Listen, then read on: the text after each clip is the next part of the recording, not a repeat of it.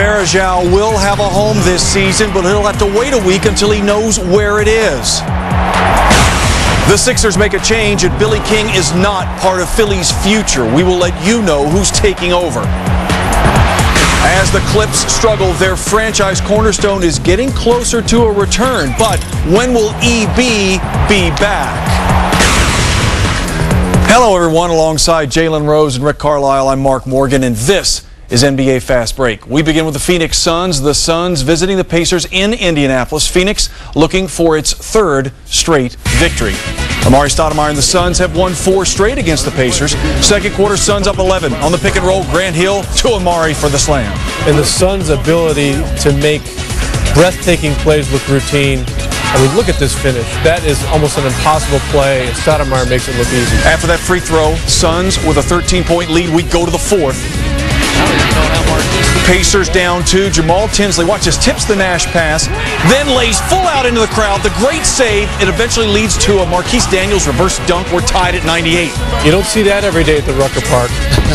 Jermaine O'Neal, huge in this one. Fourth quarter, Pacers down 2. O'Neal, just his 3rd game back from injury, and he was stellar.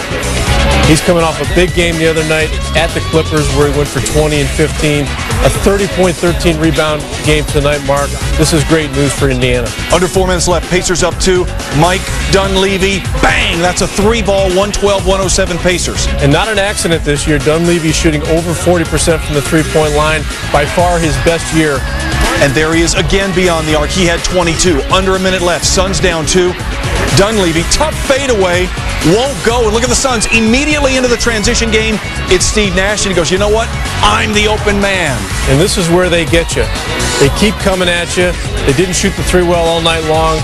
That was huge because it gave them the lead. And then Stoudemire, with an unbelievable bounce, gets it in. They go up 3. Indiana can't come back. But the Pacers did a great job hanging in there and had a chance to win this.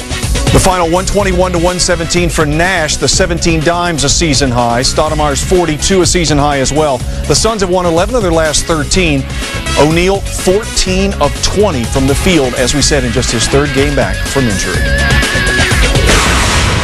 Jalen, you played with Amari Stoudemire last season when you were with the Suns, and this game really seemed to be a return to pre-injury form from him. What did you see in this game? Amari Stoudemire is starting to get his form back, and Amari Stoudemire is not only a guy that can play power forward and center in this league, he can step out and shoot 15-footers, and he finishes going to the basket with ferocity, the kind of ferocity that he was finishing with before he had his knee injury. He's the immovable object for the Phoenix Suns. When he can find a way to stay out of foul trouble, stay in the games, dominate the way he did inside and out tonight, run the floor with the best big men in the league, that makes the Phoenix Suns a championship contender. Yeah, and the Suns 0 for 8 in the first half on threes, and yet they still had 69 points.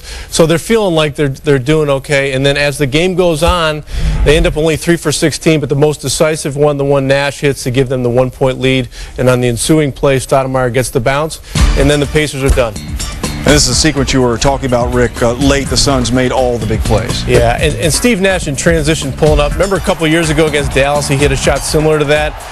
These are routine plays for these guys, and for average NBA players, these kinds of things don't happen. The way the Suns make this look so easy, to me, is what makes them a special basketball team. Playmakers galore. And we appreciate Steve Nash's versatility, the way he passes the ball and the way he leads the team, but we underestimate his endurance. Here's a guy that's out there getting 18 points, getting 17 assists, but still has the legs to pull up for basically the game-winning 3-point shot at the end of the game. Yeah, and I think the other thing about Steve Nash, we see him as this high-character guy, you know, great community, this, always smiling. This guy is a cold-blooded killer as a competitor, and I think Jalen can attest to that because you got a chance to play with him last year, and that's something that people don't quite realize, similar to Tim Duncan. All right, so Steve Nash and the Suns, an impressive road win. Tuesday night, the LA Lakers look to snap a 2-game skid. The Lakers facing the Timberwolves. Kobe Bryant fighting the stomach flu, but he was a go first quarter. Watch Bryant.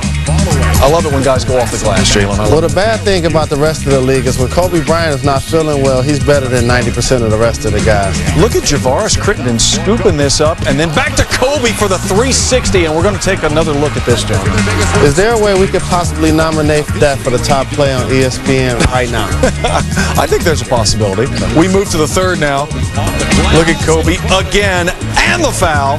Wow. Let's watch it again. The ability, the strength, the technician, Kobe Bryant off the glass, and one. Jordan Farmar, the hot hand. Somebody better get a hand. Too late. He nails the three. Lakers spread it around offensively. 6 Lakers in double digits. You can see Kobe a little worn down from the stomach flu. Now, we mentioned he was a go. He played 29 minutes not feeling well. Andrew Bynum also had stomach issues. He did not dress after spending part of the day at the hospital receiving IV fluids. This was the 5th 20-point win for the Lakers this season. Minnesota.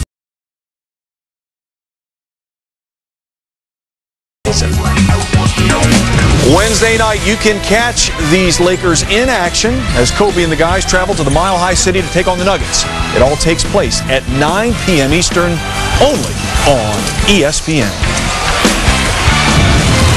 Hey, we're running the break. With the Nets in town, the Cavs were once again without LeBron. Could they handle Kidd and crew without their main man? And he hasn't played a minute this season, but now Anderson Varejao knows he will suit up for one of 2 teams very soon. What are his choices? We'll